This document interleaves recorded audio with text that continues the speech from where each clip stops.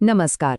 ચાલો આજે આપણે ગિરનારના ગાઢ જંગલોમાં છુપાયેલા એક ઊંડા રહસ્યને ઉકેલવાનો પ્રયત્ન કરીએ. વિચારો, એક એવી જગ્યા જ્યાં લાખો લોકોની શ્રદ્ધા અને ડઝનબંધ ખતરનાક શિકારીઓ એકસાથે વસે છે. તો સવાલ એ છે, અને આ સવાલ વર્ષોથી લોકોને મૂંઝવતો આવ્યો છે, કે આટલી મોટી વાર્ષિક પરિક્રમા દરમિયાન ગિરનારના સિંહ અને દીપડા આખરે જાય છે ક્યાં? લાખો લોકોની ભીડ વચ્ચે એ અદૃશ્ય કેમ થઈ જાય છે? ચાલો આ રહસ્યની જડ સુધી પહોંચીએ. પહેલાં તો આંકડા પર એક નજર નાખીએ.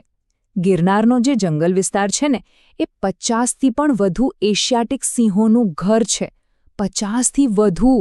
અને વાત અહીં જ નથી પૂરી થતી. એની સાથે સાથે 100થી પણ વધારે દીપડાઓ પણ ત્યાં જ રહે છે. હવે વિચારો, આટલી મોટી સંખ્યામાં શિકારી પ્રાણીઓ અને લાખો લોકો એક જ જગ્યાએ, છતાં કોઈ મોટી દુર્ઘટનાના સમાચાર કેમ નથી આવતા? આ જ તો અસલી રહસ્ય છે. સારું, તો આ આખા રહસ્યને સમજવા માટે આપણે સૌથી પહેલાં 2 વસ્તુઓ સમજવી પડશે. એક તો આ પરિક્રમા પોતે શું છે, અને બીજું ત્યાંનું વન્યજીવન કેવું છે. જો ગિરનાર પરિક્રમા કોઈ સામાન્ય ટ્રેકિંગ કે યાત્રા નથી. આ તો લાખો લોકોના શ્રદ્ધાનો એક મહાસાગર છે, જે વહે છે સીધો જ જંગલી પ્રાણીઓના ઘરમાંથી.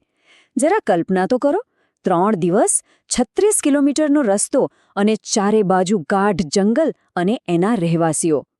અને ત્યાંના રહેવાસીઓની વાત કરીએ તો જીવસૃષ્ટિ એકદમ સમૃદ્ધ છે. સિંહ અને દીપડા તો છે જ, એ તો આપણે જોયું. પણ એ સિવાય ઝરખ, જંગલી ભૂંડ, સાબર અને જાતજાતના હરણ. મતલબ કે આખો માર્ગ એક ધબકતા જીવંત જંગલમાંથી પસાર થાય છે.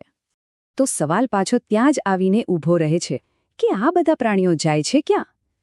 ચાલો પહેલાં આપણે કેટલાક મજબૂત વૈજ્ઞાનિક અને તાર્કિક ખુલાસાઓ પર નજર કરીએ. વન્યજીવ નિષ્ણાતો આના માટે મુખ્યત્વે 4 કારણો ગણાવે છે. સૌથી પહેલી વાત તો એ છે કે પ્રાણીઓ હવે આ વાર્ષિક ઘટનાથી ટેવાઈ ગયા છે. પેઢીઓથી તેઓ આ જોતા આવ્યા છે.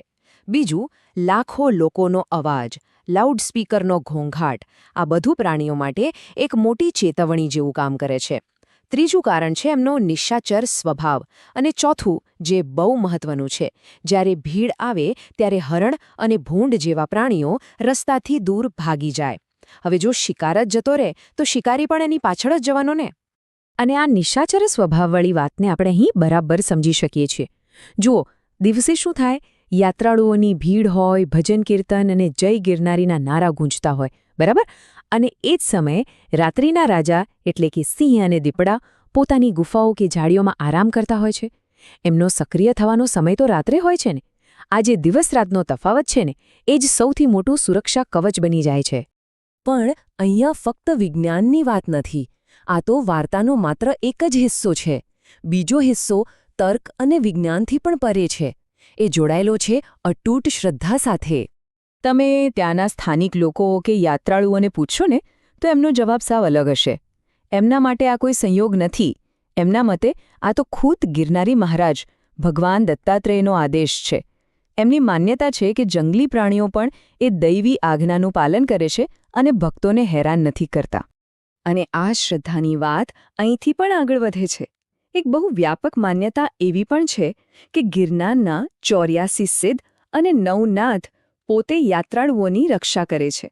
જાણે કે એમણે એક એવું આધ્યાત્મિક સુરક્ષા કવચ બનાવી દીધું હોય, જેને કોઈ હિંસક પ્રાણી ભેદી જ ન શકે. તો પછી આખરે સત્ય શું છે? શું જવાબ વિજ્ઞાન પાસે છે કે પછી શ્રદ્ધા પાસે?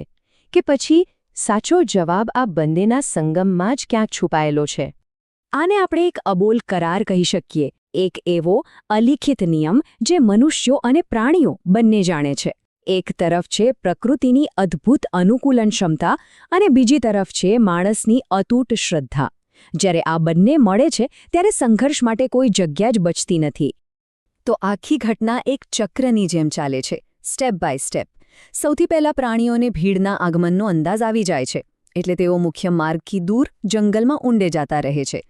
એ પછી લાખો યાત્રાળુઓ પોતાની યાત્રા સુરક્ષિત રીતે પૂર્ણ કરે છે. અને જેવી પરિક્રમા પૂરી થાય, પ્રાણીઓ પાછા પોતાના વિસ્તારમાં આવી જાય છે. બધું જ પાછું પહેલાં જેવું, નોર્મલ. આ છે પ્રકૃતિ અને શ્રદ્ધા વચ્ચેનું અદ્ભુત સંતુલન. અને અંતે આ બધી વાતો આપણને એક મોટા, ગહન સવાલ પાસે લાવીને મૂકી દે છે. શું એવું બની શકે કે પ્રકૃતિ અને શ્રદ્ધા વચ્ચે કોઈ એવી અદૃશ્ય ભાષા હોય, કોઈ એવો સંવાદ હોય જેને આપણે હજી સુધી પૂરો સમજી જ નથી શક્યા? ગિરનારનો આ વાર્ષિક ચમત્કાર તો કંઈક એવો જ ઇશારો કરી રહ્યો છે. આના પર વિચારવા જેવું તો છે જ, ખરું ને?